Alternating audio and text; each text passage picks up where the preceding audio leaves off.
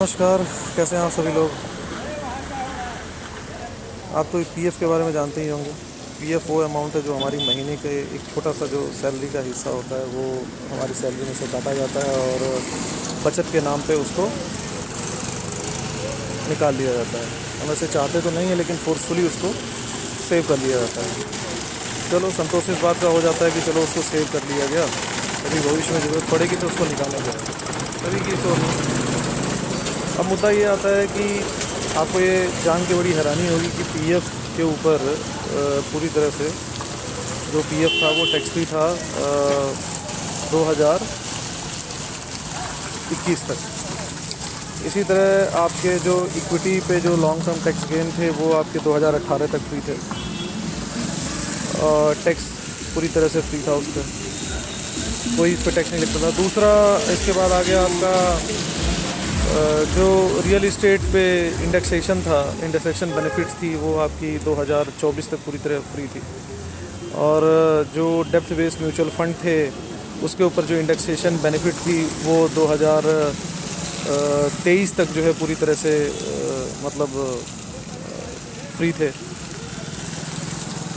जो आमतौर पे आप देखिए जो शेयर वेयर ख़रीदते हैं तो शेयर के बाद जो उस कंपनी के जो प्रमोटर्स होते हैं या जो मालिक होते हैं वो उसमें से अपने प्रॉफिट का कुछ हिस्सा एज ए डिविडेंड आपको शेयर करते हैं शेयर धारकों को। तो उसके ऊपर एक डिविडेंड डिस्ट्रीब्यूशन जो है टैक्स होता था, जो कि पहले प्रमोटर्स या उस कंपनी के ओनर से लिया जाता था। अब उसको भी जो है उठा के हमारे ही मत्थे, मतलब जो शेयर धारक हैं उन्हीं के मत्थे डाल दिया गया है। मतलब उन्होंने शेयर भी हम ही ने ख़रीदा और जो प्रॉफिट हो रहा है उसके ऊपर भी सरकार ही हमसे पैसा ले रही है, जो कि पहले मालिकों से लिया करती थी। अच्छे काम भी देश के अंदर हो रहे हैं, ऐसी बात नहीं है कि नहीं हो रहा है, और उसी की वजह से जो है दुनिया भर की जो है तमाम सारे जो मतलब डेवलपमेंट के वर्क्स हो रहे हैं उसी से हो रहे हैं। स्वच्छ भारत जो सेस लगा 2015 में लगा, कृषि कल्याण सेस लगा 2016 में लगा, फिर जो यूलिप होता था उस पे जो इंडेक्सेशन बेनिफिट्स थी,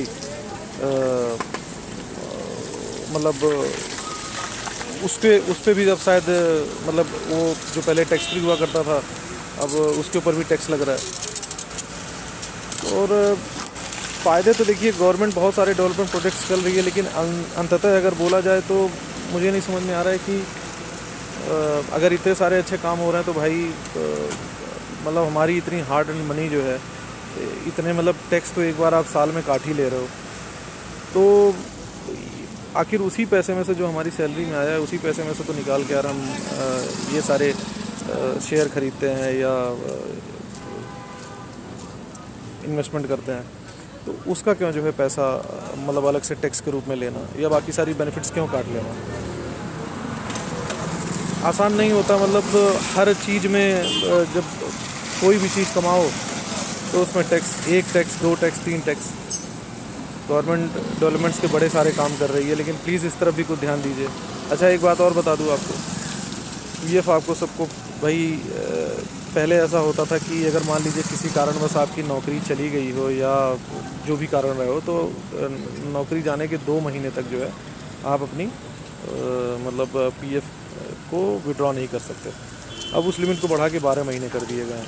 मतलब आप सोचिए कि अगर मान लीजिए आप नौकरी नहीं कर पा रहे हैं, चली गई आपकी नौकरी जो भी कारण हो, तो अगले 12 महीने तक आप अपने पीएफ को विड्रॉ नहीं कर सकते। पेंशन का तो उल्टा बढ़ा के 36 महीने कर दिए गए हैं।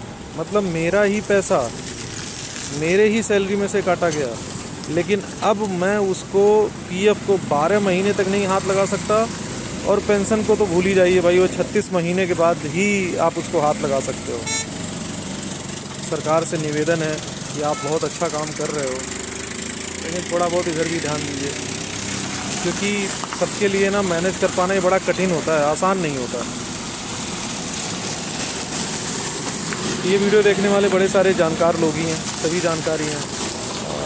आपकी क्या इसके ऊपर थॉट है मेरे इस वीडियो के ऊपर, प्लीज़ बताइए मुझे। धन्यवाद।